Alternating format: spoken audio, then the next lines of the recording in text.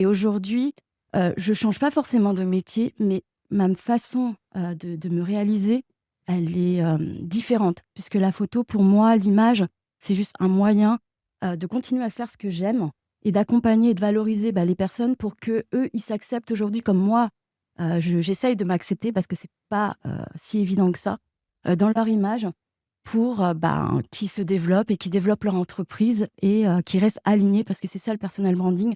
On peut pas endosser les chaussures de quelqu'un d'autre et se dire: «Je vais tenir pendant 20, 30 ans» parce qu'une carrière professionnelle, c'est hyper long et on peut pas être quelqu'un d'autre pendant, toute une vie. Totalement d'accord. Le fait d'utiliser cette sensibilité qui était peut-être vue par certains comme une faiblesse, de le réutiliser comme quelque chose d'artistique Exactement. au service de la photo et de la mise en valeur de l'image et de la communication des gens, c'est complètement ce qu'on peut appeler renverser une force, littéralement. C'est-à-dire C'est tu ça. prends quelque chose, tu le transformes et tu le mets au service des autres. Et surtout, comme tu as dit, d'accompagner ces porteurs de projets. Donc, tu as vu les deux phases. C'est-à-dire que Ouais. tu as vu la phase de vivre depuis l'intérieur d'un organisme qui finance pas mal de projets à travers la France et peut-être même au-delà, faire le pas de devenir entrepreneur. Cette transition peut être plus ou moins longue et douloureuse, Ouais. voire ça dépend de où est-ce qu'on la prend et de comment est-ce qu'on la prend. Comment vous avez vécu cette transition de renaître, de se changer et de se surpasser avec toutes ces complexités que ça appelle?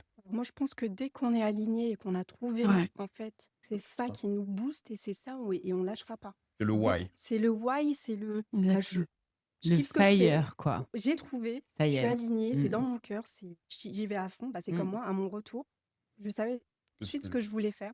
Je me suis formée. J'ai fait voilà, des formations dans un domaine que voilà, donc je suis actuellement product builder, donc des applications web et mobiles. Et donc, ça m'a complètement ouvert des portes. Vous voyez, Ouais. dès on met le doigt sur ce qu'on aime faire, ça y est, c'est parti. Une Plus nous- évidence. Ouais, c'est une évidence. Plus nous arrêter. Donc en fait, si je comprends bien pour faire le lien, il peut y avoir une sensibilité, un trait de personnalité qui peut créer une ouverture pour aller vers de l'avant. D'un côté, il peut y avoir un voyage, il peut ouvrir le champ des possibles.